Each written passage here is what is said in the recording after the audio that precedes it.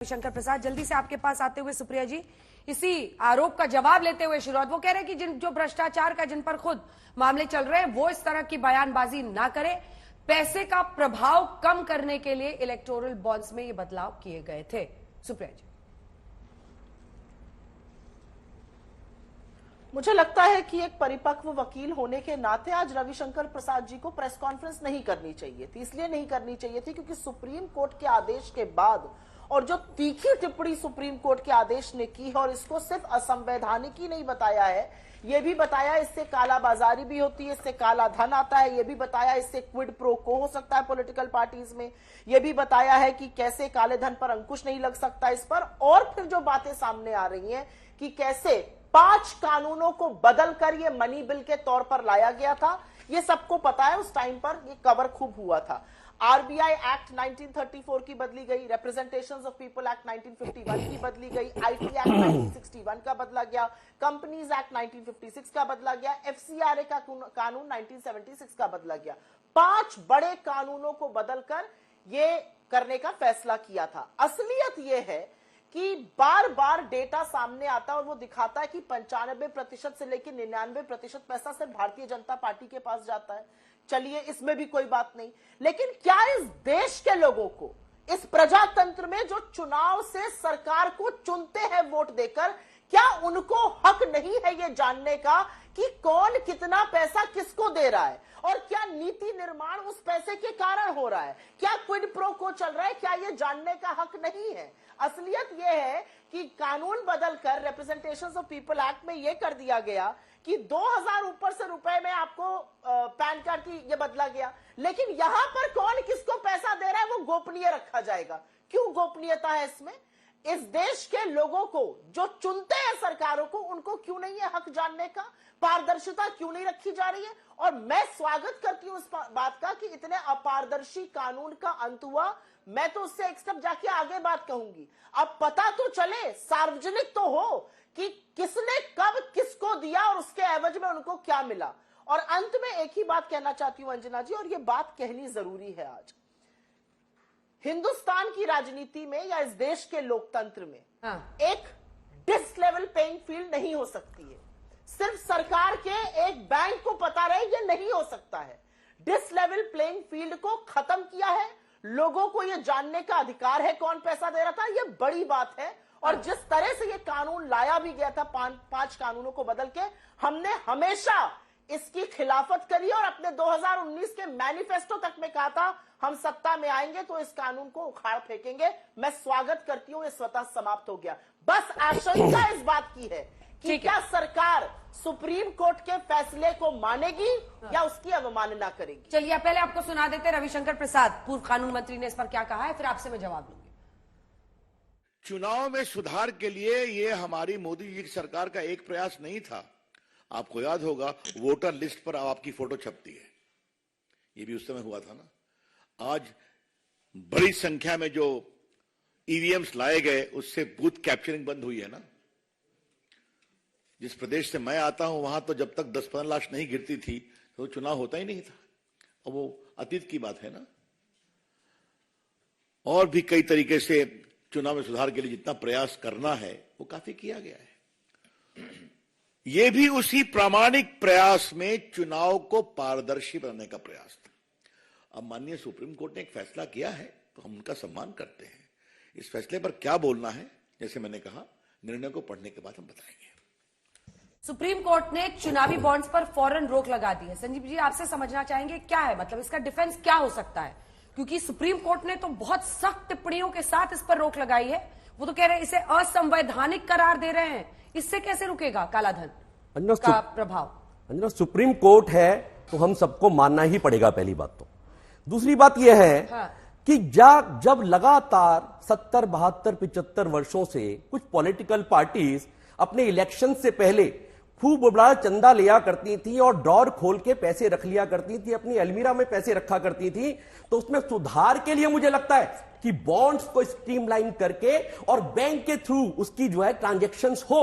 आम व्यक्ति को समझना आना चाहिए क्या एग्जैक्टली कि आज जो व्यक्ति लगातार इलेक्शन हो रहा है, मेरा इलेक्शन है भैया, 5 करोड़ रुपया दे दो, 10 करोड़ रुपया दे दो, अपनी जेब में रख लिया, तो मुझे लगता है कि उसको संवैधानिक रूप से ठीक तरीके से स्ट्रीमलाइन ओके बैंक के थ्रू, एसबीआई के थ्रू आ जाए, तो इसमें बुराई क्या है? ऐसा एक निर्णय लिया सरकार ने, ठीक है, सुप्रीम कोर्ट ने जब उसको देखा तो उसके व्यवधानों को पढ़ा, उसमें कुछ त्रुटियां निकाली तो उसको स्कैप कर दिया, उसको नए तरीके से अमेंड करके सरकार जब भी चाहे, क्योंकि बोला है जस्टिस चंद्रचूड़ ने पिछली बार भी बोला लास्ट डेट ऑफ हियरिंग पे कि भाई आप कोई ऑल्टरनेटिव तरीका लेकर आए। इसका मतलब क्या है कि वो पर्टिकुलर नीड उस सोर्स के लिए जरूरत है, पर प्लग आपको चेंज करना पड़ेगा अंजना।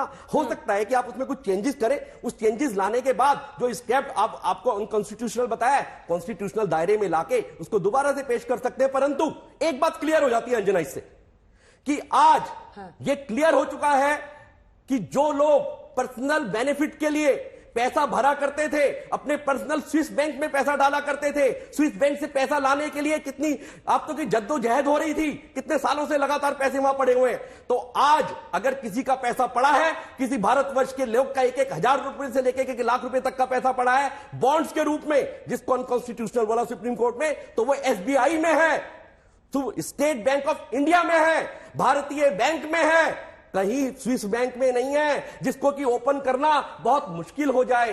तो हमारे ज्यूरिसडिक्शन से बाहर का मामला नहीं है, बहुत सिंपल सा है। और यही ब्यूटी है हमारी स्ट्रक्चर की, हमारे कॉन्स्टिट्यूशनल बॉडीज की। और उस कॉन्स्टिट्यूशनल बॉडी को कितने अच्छे तरीके से सुप्रीम कोर्ट ने बोला, और मुझे लगता है भारतीय जनता पार्टी बड़े सौहार्द से उसके लोगी, इसमें जीतने और उल्लास करने की क्या बात है। ये तो ईमानदारी दोबारा से बताती है कि एक पॉलिटिकल पार्टी अपने अकाउंट में पैसा लेती है अंजना, किसी व्यक्ति से ड्रॉर में पैसा नहीं लेती, एलमीरा में पैसा नहीं रखती, अपने जो है बेड के नीचे जो खोलने के बाद करोड़ों रुपए गिनने में आते हैं कांग्रेसियों के पास, वो पैसा नहीं है, ये वास्तव में पैसा। ठीक है सुप्रिया जी, एक छोटा सा जवाब दीजिए, उसके बाद आशुतोष जी आपके पास आ रही हूं मैं, क्योंकि मैं चाहती हूं कि एक लॉयर है आप सुप्रीम कोर्ट के, उससे आप तस्वीर साफ करेंगे। सुप्रिया जी, छोटा सा जवाब। भारतीय बैंक वाला, स्विस बैंक नहीं, काला पैसा नहीं, बीजेपी की बात कर रहे हैं तो मैं सिर्फ 2 ही सवाल पूछ देती हूं। इस तरह के आक्षेप यहां पर आकर लगाना कि कौन बिस्तर के नीचे पैसा रख रहा था, ये सब मूर्खतापूर्ण बातें, ये सब इलेक्शन रैली में बोलनी चाहिए, क्योंकि 10 साल से सत्ता में है, काला धन वापस आना था, वो गारंटी थी, वो तो जुमला निकला, एक नया पैसा वापस नहीं आया, और बड़े बड़े चोर चूना लगाकर ये देश आपकी नाक के नीचे छोड़कर चले गए। एक आदमी को 10 साल में एक्स्ट्राडाइट करके नहीं ला पाए, एक पैसा नया काला धन स्विस बैंक से वापस नहीं आया, नए नए लोगों के नाम और ऐड हो रहे, पेंडोरा पेपर्स पढ़ लीजिए, छोड़िए उन बातों को। मैं तो सिर्फ ये कहना चाहती हूं कि आरबीआई ने क्या आपत्ति जताई थी। आरबीआई ने कहा था इससे मनी लॉन्ड्रिंग हो सकती है, इलेक्शन कमीशन ने इस पे आपत्ति जताई थी, लॉ कमीशन ने इस पे आपत्ति जताई थी, फाइनेंस मिनिस्ट्री ने इस पे आपत्ति जताई थी। और ये सिर्फ बॉन्ड के आने पर ही आपत्ति नहीं थी, आगे सुन लीजिए, और ये 10 सेकंड की बात है, ये सुननी जरूरी है देश की जनता जल्दी जल्दी। बॉन्ड शुरू होने थे अप्रैल 2018 में, सरकार ने बोल दिया फाइनेंस मिनिस्ट्री को, नहीं आप एसबीआई को बोला आप नई विंडो खुलवा दीजिए, अभी मार्च में ही पैसा चाहिए। 222 करोड़ आए, 95% भाजपा को गए, फिर मई में एक विंडो खुला दी जबरदस्ती की, इस पर फाइनेंस मिनिस्ट्री ने ऑब्जेक्ट किया और कहा कि ऐसा नहीं हो सकता है, यह गलत तरीका है, उसकी अवमानना की गई। तो आप इसको किसी भी तरह से लीपापोती नहीं कर सकते। ठीक है सुप्रिया जी, ठीक है सुप्रिया जी, छोटा सा जवाब। Every question carries answer. Supriya ji ने बता दिया कि दर्द यह है कि 56 से 60% बॉन्ड का रुपया भारतीय जनता पार्टी को आता है, इसलिए हम खुशियां मना रहे हैं। हमारे को 10%, 2-4-10 करोड़ रुपए हमारी पॉलिटिकल पार्टी के प्रति विश्वास ही नहीं लोगों का, इसीलिए लोग हमको बॉन्ड्स के रूप में पैसा नहीं देते हैं, क्योंकि भारतीय जनता पार्टी ने इतना बड़ा एक कैनवास तैयार कर लिया ईमानदारी का कि उसके झंडे के तले लोग पैसा देने को तैयार हैं, उसके साथ खड़े रहने को तैयार हैं। और इसीलिए शायद ये छटपटाहट सुप्रीम कोर्ट में कभी किसी तरह से अंगुली लगाने से, कभी किसी तरह से हाथ खींचने से, कभी टांग खींचने से, इस तरह से लोग बाज नहीं आते। परंतु कोई बात। आशुतोष जी, अब आपके पास आते हुए, आप एक लॉयर है सुप्रीम कोर्ट के, कोर्ट के सामने जो तमाम बातें आई, जिसे असंवैधानिक कोर्ट ने कहा, 16,000 करोड़ रुपया राजनीतिक दलों को 2018 से मिला है। अच्छा, कोर्ट ने ही डेटा कोट किया है इलेक्शन कमीशन का और एसोसिएशन फॉर डेमोक्रेटिक रिफॉर्म्स यानी एडीआर का, और उसके मुताबिक ये ग्राफ दिखा दीजिए साथ में, जिसमें हम बता रहे हैं कि बीजेपी को कितना मिला, कांग्रेस को कितना मिला, बीजेडी चौथे नंबर पर है। ये नंबर्स सामने आ रहे हैं, तो ऐसा नहीं है कि ये छिपा हुआ है, नंबर्स तो सामने आ ही रहे हैं। दूसरा हिस्सा इसी प्रश्न का, एक सेकंड पूरा प्रश्न सुनिए। सवाल यह है कि ये जो बदलाव किए गए हैं वो दिक्कत है, या इलेक्टोरल बॉन्ड्स को ही पूरी तरीके से क्वॉश करने की बात होगी आने वाले वक्त में? और जो इनका पॉइंट है, कहते हैं बीजेपी सबसे बड़ी पार्टी है, उसी में जीत का लोग चांसेस देखते हैं, उसी में ज्यादा बॉन्ड्स खरीद रहे हैं उसकी पार्टी के नाम के, वो है या हवाला है, काला धन का रास्ता है, क्या है ये, समझाइए। देखिए, पहले तो मैं ये कहूंगा कि जो इस कानून को बनाने का जो बेसिक पर्पस रहा होगा, एक तो ये था कि जो है बैंक टू बैंक जो है पैसा ट्रांसफर हो, कैश का इस्तेमाल कम से कम हो। लेकिन मुझे लगता है इससे भी ज्यादा जो इम्पोर्टेंट एस्पेक्ट ये रहा होगा कि अगर कोई व्यक्ति या इंस्टीट्यूशन अगर किसी को चंदा देता है, किसी पर्टिकुलर पॉलिटिकल पार्टी को, और उसके नाम को अगर कॉन्फिडेंशियल रखा जाता है, तो वो कंपनी या फिर वो पर्सन जो है एक राइट टू प्राइवेसी जो उसको मिला है कॉन्स्टिट्यूशन ऑफ इंडिया की तरफ से आर्टिकल 21 में, वो रहे। और साथ में एक रिबेल जो क्रिएट हो सकता है, जैसे अगर कोई पॉलिटिकल पार्टी एक्स को अगर पैसा दे रहा है तो उसका जो है एक एनिमिटी जो है पॉलिटिकल पार्टी वाई के साथ ना हो, या आगे जाकर के उसके बिजनेस में, उसके काम में जो है दूसरे पॉलिटिकल पार्टी उसको प्रॉब्लम ना क्रिएट करे। हाँ। तो वो जो है एक, क्योंकि देखिए जब कोई आदमी चंदा देता है, डोनेट करता है, तो वो नहीं चाहता कि वो पॉलिटिकली उसका भी इन्वॉल्वमेंट डायरेक्टली हो, ताकि उसका जो नाम जो है कॉन्फिडेंशियल रहे, ताकि अगर मान लीजिए आज मैं एक पॉलिटिकल पार्टी के साथ खुश हूं, मैं उसको पैसे दे रहा हूं, चंदा दे रहा हूं, लेकिन मुझे कुछ वक्त के बाद लगता है कि ये पॉलिटिकल पार्टी शायद मेरे लिए वो तरीके से काम नहीं कर रही जो मैं एक्सपेक्ट करता हूं, और जो मेरे बिजनेस के लिए, मेरे काम के लिए जो है मेरे हित में वो काम नहीं कर रही है, और मुझे लगता है कि मुझे अब अपना चंदा किसी और को देना चाहिए। तो जब मैं अपना चंदे को जब मैं शिफ्ट करता हूं पॉलिटिकल पार्टी 1 से पॉलिटिकल पार्टी 2 की तरफ, तो उस केस में जो है मुझे पहली वाली जो पॉलिटिकल पार्टी जिसको मैं पैसा दे रहा था, उससे मुझे कोई प्रॉब्लम ना आए। क्योंकि देखिए हमेशा इलेक्शन होगा, पार्टियां बदलेंगी, कभी स्टेट में जो है अलग अलग स्टेट्स हैं, अलग अलग पार्टीज का जो है गवर्नेंस है। अब मैं जिस स्टेट को हूं, जिस स्टेट में मैं चंदा दे रहा हूं, हो सकता है वहां पे कोई गवर्नमेंट हो, सेंट्रल गवर्नमेंट कुछ अलग हो। तो एक आम आदमी जो पैसा देना चाहता है, जो चंदा देना चाहता है, जिससे डेवलपमेंट हो देश का फ्यूचर ब्राइट हो, वो ये बात जरूर सोचेगा कि भाई मुझे इस प्रॉब्लम में नहीं खुद से फंसना है। मैं भले ही किसी भी पार्टी को चंदा दूं, लेकिन मेरा नाम सार्वजनिक ना हो, जिससे जो दूसरे पॉलिटिकल पार्टी हैं वो मुझे प्रॉब्लम ना दे। अच्छा, आप कह रहे हैं कि टारगेट किया जा सकता है, टारगेट किया जा सकता है कि हम अपने इलेक्टोरल बॉन्ड्स के जरिए हम पैसा दे रहे हैं एक पार्टी को, लेकिन जाहिर तौर पर सुप्रीम कोर्ट ने, आप जो ये दलील दे रहे हैं इसमें मेरिट नहीं देखा।